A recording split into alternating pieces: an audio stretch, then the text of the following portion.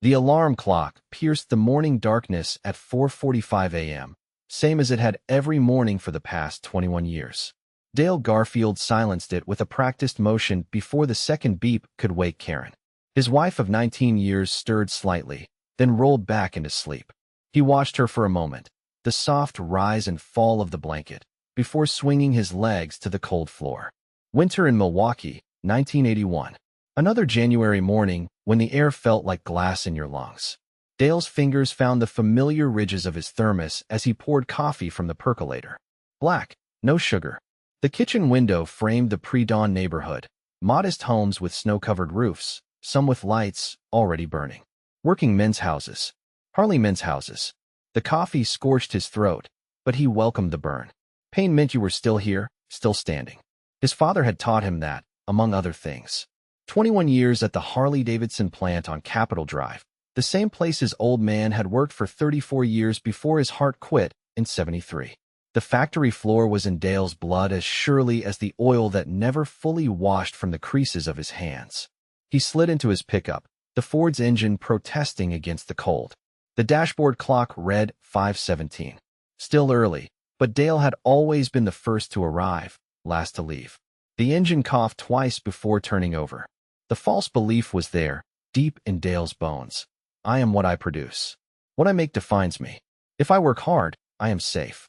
The Harley plant loomed against the gray horizon as Dale pulled into the employee lot. The familiar red brick buildings with their industrial windows stretched beneath Milwaukee's frozen sky. He'd been 17 when he first walked through those doors, not even done with high school yet.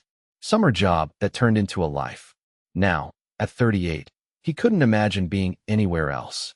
The clock on the wall showed 5:26 when Dale punched his time card. He nodded to Sam, the night shift foreman heading home. Gonna be a day, Dale, Sam said, his usual greeting tinged with something else. Hesitation, maybe. Worry. Always is, Dale responded automatically. But he caught the shadow that crossed Sam's face before the man pushed through the exit doors. The assembly floor hummed at half capacity. Used to be you couldn't hear yourself think over the machinery, the shouted instructions, the clang of metal and hiss of pneumatic tools. Now the emptiness amplified every sound. 3 assembly lines where there used to be 5. 2 shifts instead of 3. Dale moved toward his station, pulling on his work gloves. The leather was worn thin at the fingertips from years of threading wiring harnesses and securing fuel lines. His fingers found the rough metal of the frame waiting for him. A Sportster, black. Someone's dream sitting half-assembled. Heard anything? Mike Coleman asked from the next station over. At 53, Mike had 12 years on Dale and the permanently hunched shoulders of a man who'd spent his life bending over engines. About what? Dale asked, though he knew. Everyone knew. The rumors had been swirling for months. The Japanese, Mike said, lowering his voice though the nearest supervisor was 20 yards away. Hearing they're selling bikes for what it costs us to make M. Dale grunted, neither confirming nor denying. He'd seen the numbers. Knew that Honda and Kawasaki were flooding the market with cheaper bikes. Knew that Harley's market share had been shrinking steadily since '75. But acknowledging it meant admitting something was wrong, and Dale Garfield didn't do that. The morning progressed in the familiar rhythm of the assembly line. Each motorcycle moving forward, taking shape beneath practiced hands. Dale's section, fuel systems, was his domain. He could assemble a fuel line with his eyes closed, feel when the connection was right in a way no quality control test could match. At lunch, Dale sat with his usual crew in the cafeteria. The conversation moved around him, voices tense with speculation. AMF's bleeding money, Jerry was saying. They bought us to make a profit, not run a charity. American Machine and Foundry had purchased Harley-Davidson in 1969. Dale remembered the transition, the promised investments, the gradual push for faster production, lower costs. Quality had suffered. Everyone knew it, though no one said it out loud. My cousin works at the bank, Tom added. Says they're missing loan payments. Not by a little either. Dale unwrapped his sandwich, roast beef on rye that Karen had prepared, and took a bite without tasting it. He believed in the factory, believed in Harley. Motorcycles weren't just machines. They were American freedom on 2 wheels. How could something so fundamental ever disappear? The intercom crackled. All personnel report to the main assembly floor in 5 minutes. All personnel to the main floor. The cafeteria fell silent. Plant-wide announcements never brought good news. Dale stood among 600 workers as plant manager Richard Davis climbed onto a makeshift platform. Davis, usually immaculate in his button-down and tie, looked rumpled. His eyes were bloodshot, his face drawn. "I'll keep this brief," Davis said, his voice echoing through the cavernous space. As of today, February 2nd, 1981, AMF has officially announced their intention to sell Harley-Davidson. A murmur rippled through the crowd. Dale felt the floor tilt beneath him. "We don't have a buyer yet," Davis continued, raising his hands for quiet. "Operations will continue normally while they search for one. If a suitable buyer isn't found." He didn't finish the sentence. He didn't have to. "Questions will be answered by your department heads. Return to your stations." The crowd dispersed slowly, men gathering in small clusters, voices low with shock and fear. Dale moved mechanically back to his workstation. The half-assembled Sportster waited, indifferent to the human drama unfolding around it. "This is the beginning of the end," Mike said, shaking his head. "You watch. They'll close us down by summer." Dale's hands moved automatically over the motorcycle frame, connecting lines, tightening bolts. "They can't," he said. "Harley is Milwaukee." But even as the words left his mouth, doubt crept in. He'd seen the signs for years, but had chosen not to read them. The increased competition, the quality issues, the lagging sales. His father would have seen it coming. Charles Garfield had a nose for trouble. But Dale had been raised to believe that if you kept your head down and worked hard, everything would be fine. That night, Dale sat at the kitchen table, his dinner untouched. Karen moved around him, their two teenage children, Dennis, 16, and Amy, 14, sensing the tension and retreating to their rooms after a quiet meal. "You've hardly said 10 words since you got home," Karen said, sitting across from him. Her fingers found his across the table. "What happened?" Dale stared at their joined hands. Karen's nails were short but carefully painted a pale pink. She worked part-time at the hospital as a records clerk. Her income had always been the extra money, vacations, Christmas presents, Dennis's braces. Dale's paycheck covered the mortgage, the car payments, the day-to-day. "AMF's selling," he said finally, "putting Harley on the market." Karen's fingers tightened around his. "But that could be good, right? You've always said AMF doesn't understand motorcycles." Dale shook his head. "There's no buyer lined up. If they don't find one." He couldn't finish. "You'll find something else," Karen said, her voice gentle but firm. "You're the hardest worker I know." But Dale wasn't listening. In his mind, he was 17 again, standing at the Harley plant gate with his father's hand on his shoulder. "This is it, son," Charles had said. "You put in your time, do good work, and Harley will take care of you. Just like it took care of me." The next morning, Dale arrived at the plant to find new notices posted. Voluntary separation packages. Early retirement offers for those with 25 years or more. Cost-cutting measures, effective immediately. "Just the beginning," Mike muttered as they read the bulletins. "My brother-in-law worked at Alice Chalmers. Same thing before they started the layoffs. First the buyouts, then the pink slips." Dale shoved his time card into the clock with more force than necessary. That was different. But it wasn't, and deep down, Dale knew it. Milwaukee had been built on manufacturing, industrial giants that had seemed as permanent as the lakefront. Now those giants were stumbling, one by one. American Motors struggling, Briggs and Stratton cutting shifts. The brewery workforce half what it had been a decade earlier. The days blurred together. Winter thawed into spring, but the mood at the plant remained frozen. Production slowed further as orders declined. The first layoffs came in March, mostly newer hires, but still, men with families, mortgages. Dale survived the cuts, his seniority a shield, but the protection felt temporary. April brought more rumors. A management group looking to buy? Japanese companies circling, perhaps hoping to eliminate a competitor by purchasing and dismantling Harley-Davidson piece by piece. Dale found himself working harder, longer hours, as if his individual effort could somehow save the company. He volunteered for overtime, came in on Saturdays. Karen said little about his absence, but he caught the worry in her eyes when he did make it home for dinner.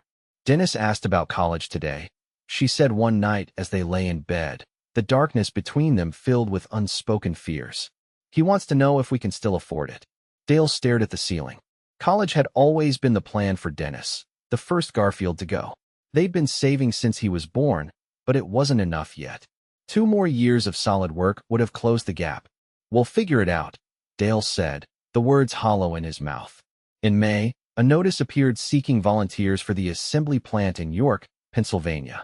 Harley was consolidating operations, moving some production east. "Keep your job if you're willing to relocate." 25 men signed up immediately. Dale wasn't one of them. "You should consider it," Karen said when he showed her the notice. "At least we'd have income." Dale looked at her as if she'd suggested moving to the moon. "This is our home. My father is buried here. Your parents are here. The kids' school, your job, everything is here. Jobs can be replaced," she said quietly, "but only if you're willing to change." The word hit him like a physical blow. Change. It had always been the enemy. Change meant uncertainty, risk. Dale had built his life on consistency, reliability. The same job, the same house, the same routines. Safe. Predictable. In June, the management buyout rumors solidified. Von Beals and a group of 13 Harley executives were attempting to raise the money to purchase the company from AMF. Hope flickered through the plant, but it was tempered by reality. Even if they succeeded, massive restructuring would follow. Dale found himself standing outside the plant manager's office one afternoon, his hand raised to knock, but frozen in place. Inside, through the frosted glass, he could see Davis in conversation with 2 suits from the corporate office. Their expressions were grim.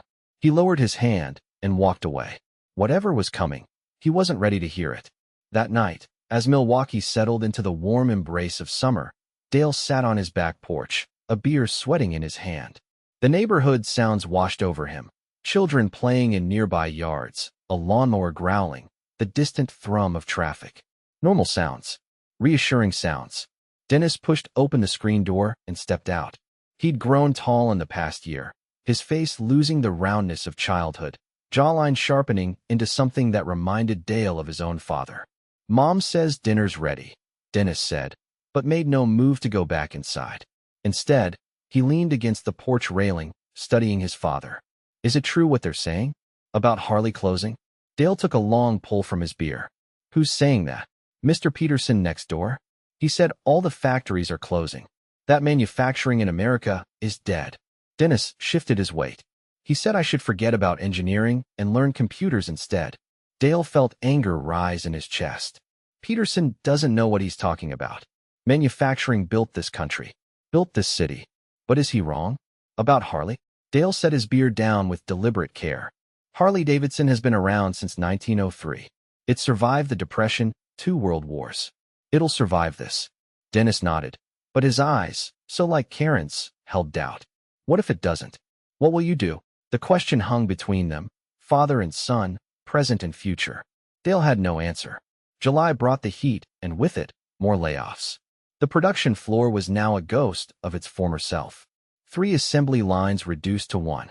The constant noise that had once been the heartbeat of the place now an irregular, faltering rhythm. Dale stood at his station, muscles tensed as the plant manager walked slowly down the line, stopping to speak with each worker. When Davis reached him, the manager's face was a mask of professional detachment. "Dale, 21 years now, isn't it?" 21 years, for months, and 16 days, Dale answered. Davis nodded. "We're suspending production on the Sportster line effective next week. We need to consolidate to the FLH models only." Dale felt his heart stutter. The Sportster line was his line. "Where am I being moved to?" Davis looked away, then back. "We're not moving you, Dale. I'm sorry." The words didn't make sense at first. Then they did, crashing through Dale's carefully constructed defenses like a wrecking ball through brick. "You're laying me off?" The words felt foreign in his mouth. "Temporary," Davis said quickly. If the buyout goes through, and if production stabilizes, you'll be first on the recall list." If, Dale's hands clenched at his sides. "I've given this company everything. My father died working here. You can't just—" "I know," Davis interrupted, his professional facade cracking to reveal genuine regret. "Believe me, this isn't what any of us wanted. But we're fighting for survival here." Dale nodded mechanically, unable to form words. Davis handed him an envelope, separation papers, he assumed, and moved on to the next station. Mike looked over, his face a mirror of Dale's shock. "You too?" Mike asked. Dale could only nod. Cleaning out his locker felt like clearing a crime scene. 21 years reduced to a cardboard box of personal items. A coffee mug with the Harley-Davidson shield. A framed photo of Karen and the kids from the company picnic 3 summers ago. A spare set of work gloves, an old bandana. He placed his box in the truck and sat motionless behind the wheel. Key in the ignition, but engine silent. The afternoon sun beat down on the cab, turning it into an oven. Sweat beaded on his forehead and upper lip, but he didn't move to start the air conditioning. The discomfort felt appropriate somehow. The digital clock on the dash read 2:17. Not even halfway through what should have been his shift. What was he supposed to do now? Go home and tell Karen? Drive around aimlessly until his normal quitting time? The thought of facing his family with this failure made his stomach clench. Instead, he drove to McKinley Marina and parked facing Lake Michigan. The blue expanse of water stretched to the horizon, indifferent to human concerns. Sailboats bobbed on the waves, white against blue. People with leisure time. People not wondering how they'd make their next mortgage payment. The reality of his situation began to sink in. At 38, with only a high school diploma and skills specific to motorcycle assembly, what were his options? The other factories in town were laying off, not hiring. The recession was deepening. Interest rates were skyrocketing. They'd refinanced the house just last year at 14%, and rates had climbed higher since. The false belief that had sustained him all these years, work hard and you'll be secure, lay shattered at his feet. He'd done everything right. Never missed a shift, never failed a quality check, never said no to overtime. And still, here he was, unemployed at 2:27 on a Tuesday afternoon in July. The front door was harder to face than he'd imagined. It was 5:45, his normal arrival time. He'd spent the afternoon driving aimlessly, thoughts churning but reaching no conclusions. Now he stood on his own front step, key in hand, unable to make himself open the door. When he finally entered, the house was quiet. The television murmured from the living room where Dennis sat doing summer reading. From the kitchen came the soft domestic sounds of dinner preparation. The normalcy of it felt like a mockery. "You're home," Karen said, appearing in the hallway, dish towel in hand. Her smile faded as she took in his expression, the box tucked under his arm. What happened? The words wouldn't come. His throat closed around them, trapping them inside where they burned like acid. Karen stepped forward, taking the box from him and setting it on the hall table. Her hands found his, cool against his overheated skin. "Dale, talk to me." "They laid me off," he managed finally, the words emerging rough and unfamiliar. "Suspended the Sportster line." Karen's face showed no surprise, only a quiet resignation that somehow made it worse. She'd been expecting this, preparing for it while he'd been clinging to denial. "Temporary," he added quickly. "When the buyout goes through." "When?" she asked gently. "If," he corrected, looking away. "If it goes through." She pulled him close then, her arms encircling him, her cheek against his chest. He stood rigid for a moment before his body betrayed him, shoulders slumping as he returned the embrace. They stood like that in the hallway of their modest Milwaukee home, husband and wife weathering yet another storm. July melted into August. Unemployment checks replaced paychecks, covering barely half of Dale's former income. Karen picked up more hours at the hospital. Dennis found a summer job at the grocery store, insisting on contributing part of his earnings to the household despite Dale's objections. Each morning, Dale still rose at 4:45. Old habits refused to die. He'd sit at the kitchen table with the newspaper, circling job listings with decreasing enthusiasm. Factory jobs were vanishing across the city. Across America, it seemed. He applied at Allen Bradley, Johnson Controls, of Vinroot. The responses were polite variations of "not hiring" or "we'll keep your application on file." Code for no chance. The television brought daily reminders of the wider economic crisis. President Reagan's budget cuts, the air traffic controllers' strike, and mass firing. Unemployment at 7.4% nationally, higher in manufacturing centers like Milwaukee. And always, Dale found himself scanning for news about Harley-Davidson. The rumors continued, buyout negotiations proceeding, then stalling.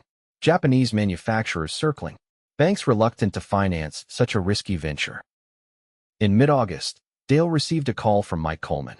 They'd barely spoken since the layoffs. each man retreating into his private struggle. "There's a meeting," Mike said without preamble. "Tomorrow night at Wolski's. Some of the guys are getting together to talk about what's happening with the buyout." Dale's first instinct was to refuse.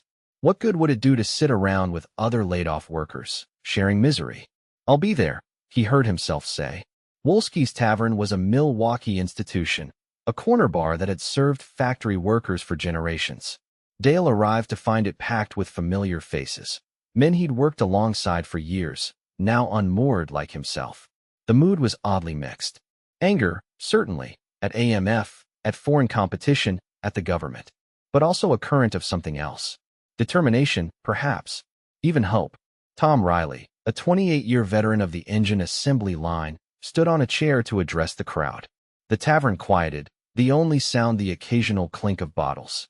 "Most of you know me," Tom began. "I started at Harley the same week they landed on the moon. Figured I'd retire there." Murmurs of agreement rippled through the gathering. "Now they're saying it might close for good. That American manufacturing can't compete. That we're done." Tom paused, surveying the room. "I don't accept that, and I don't think you do either." He explained what he'd learned from contacts still at the plant. Von Beals and his group were close to securing financing for the buyout, but Citibank was hesitant, demanding deep cuts and restructuring plans. "They need to show the banks that Harley can be profitable again," Tom continued. "That means better quality, more efficient production. And they need workers who understand what's at stake." A voice from the back called out. "So they fire us, then want us to come back and work harder for less money?" Tom shook his head. "They want us to come back and build motorcycles worthy of the name again. Let's be honest, quality slipped under AMF. We all know it." The room fell silent. It was an uncomfortable truth they'd all lived with, pushed to produce more bikes faster, cutting corners when supervisors looked the other way. When the buyout happens, they'll start calling people back," Tom said. "But it won't be the same Harley we left. It can't be, if it's going to survive." Dale listened, something stirring in his chest that he hadn't felt in months. Not quite hope, but its precursor, the possibility of hope. After the meeting broke up, he found himself at the bar next to Tom, nursing a beer. "You really think they'll pull it off?" Dale asked. "The buyout." Tom shrugged. 50-50. But better odds than we had a month ago. And then what? We all get our jobs back. Some will. Not all at once, and not the same jobs. Tom studied Dale over his beer. "You were fuel systems, right?" "One of the best." Dale nodded, surprising himself with the surge of pride he felt at the recognition. "They'll need that expertise. But they'll need flexibility too. Willingness to learn new methods, adapt to changes." Dale considered this. Flexibility had never been his strong suit. He'd built his identity around stability, consistency. The same job, the same house, the same life. Change was what happened to other people. But other people still had jobs. September brought the news they'd been waiting for. The headline splashed across the Milwaukee Journal. Harley-Davidson buyout succeeds. Management group purchases motorcycle icon. Dale stood in his driveway, the newspaper trembling slightly in his hands. 13 executives led by Von Beals had secured the financing, $81.5 million from Citibank and other lenders, to buy Harley-Davidson from AMF. The article detailed the challenges ahead. Japanese manufacturers dominated the market. Quality issues plagued Harley's reputation. Profound restructuring would be necessary for survival. But Harley-Davidson would continue. At least for now. The recall notice arrived 2 weeks later. Not for all laid-off workers. Only about 30% initially. Dale's name was on the list. The factory floor felt different when Dale returned in early October. Quieter, with fewer workers. Many familiar faces missing. New equipment in some areas. Managers more visible, more engaged. His first day back, Dale found himself in a meeting room with 20 other recalled workers. Von Beals himself addressed them, his manner direct and urgent. "We've got one shot at this," Beals said without preamble. "One chance to save Harley-Davidson. The banks have given us breathing room, but not much. We need to completely transform how we operate." He outlined the new approach, quality first, even if it meant slower production. Japanese manufacturing methods adopted and adapted. Cross-training for all employees. A war on inefficiency and waste. "If you're looking for the way things were, you're in the wrong place," Beals concluded. "That Harley is gone. This is about building something new from the foundation up. If you're not on board with that, there's the door. No one moved. Dale found himself assigned not to the Sportster line, which remained suspended, but to a new quality control team focused on the FLH models. The work was different. More inspection, more documentation, more collaboration with engineers and designers. At first, he chafed under the new systems. Forms to complete, meetings to attend, changes to implement. But gradually, something shifted in Dale's perspective. One afternoon in late October, he found himself standing over an engine assembly, pointing out to an engineer where a persistent oil leak originated. The engineer, half Dale's age with a degree from Marquette, listened intently, taking notes and asking questions. "So you think if we redesign this gasket, it would solve the problem?" the young man asked. "Not just redesign it," Dale explained.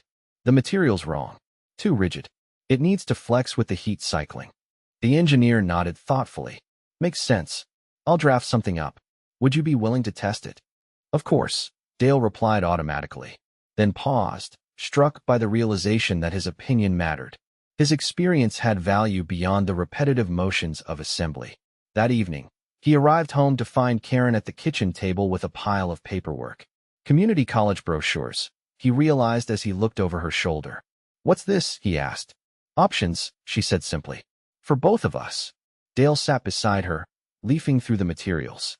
Course offerings in industrial technology, engineering, business management. Night classes, weekend programs. "I'm 48, Karen said, watching his reaction. "You're 38. Young enough to start something new if we need to." 6 months ago, Dale would have dismissed the idea outright. His identity had been too wrapped up in what he had always done, in the stability of the known. But the past months had taught him that stability was an illusion. The only constant was change itself. "Which one were you thinking about?" he asked. Surprise flashed across Karen's face, quickly replaced by a smile. "Medical records administration. With computers becoming more important in healthcare, they need people who understand both systems. It would mean full-time hours, but better pay." Dale nodded slowly. "Makes sense. And you?" she asked carefully. He considered the question, turning it over like a part to be inspected for flaws. "Maybe some of these engineering classes. The new quality systems at Harley. They're looking for people who understand both the practical and the technical side." Karen reached across the table, her fingers finding his as they had that first night when he'd come home with the news of layoffs. But this time, her touch held something different. Not comfort for loss, but partnership and possibility. The winter of 1981 settled over Milwaukee with record cold, but inside the Harley-Davidson plant on Capitol Drive, something was warming. Production remained limited, the workforce still reduced. But there was a palpable sense of purpose, of mission. Not just jobs being done, but a company being saved. An American icon being reborn. Dale found himself at the center of a small team developing new quality control procedures for fuel systems. His decades of hands-on experience, combined with the night classes he'd begun taking in industrial engineering, made him uniquely valuable. For the first time in his career, he was being asked not just to work, but to think, to innovate, to challenge how things had always been done. In December, when the first snowfall blanketed the city, Dale stood in the plant parking lot after his shift, keys in hand, looking up at the red brick buildings silhouetted against the winter sky. The familiar Harley-Davidson Shield logo glowed orange against the gathering darkness. The factory had nearly died. Milwaukee had nearly lost another piece of its identity. And Dale had nearly lost himself. The self defined solely by what he produced, by the stability of doing the same thing day after day, year after year. Instead, something unexpected had emerged from the crisis. Not security. Dale harbored no illusions that Harley's future was guaranteed. The motorcycle market remained fiercely competitive, the American economy still turbulent. More changes would come, more challenges to face. But he had discovered a capacity for adaptation he never knew he possessed. The false belief that had sustained him, "I am what I produce, and if I work hard, I am safe," had been replaced by something more flexible, more resilient. "I am what I learn, what I contribute, how I respond when everything changes." Dale started his truck and pulled out of the parking lot, heading home through the softly falling snow. To the house where Karen was studying for her certification exam, where Dennis was applying to engineering programs at UW Milwaukee and Marquette. where Amy was discovering her own path. Harley-Davidson had almost closed its doors in 1981, had come within weeks of disappearing forever. Instead, it had found a new beginning. Not the end of a story, but the middle of a longer one. A harder one, perhaps, with no guaranteed happy ending. But a story still being written, by people willing to change, to adapt, to reimagine what was possible. As Dale drove through the Milwaukee streets, past factories and neighborhoods weathering their own transformations, he felt the weight of the lesson learned. The only security in a changing world was the ability to change with it. The only stability was found not in static circumstances, but in motion, the balance of a motorcycle at speed, leaning into the curves of an uncertain future.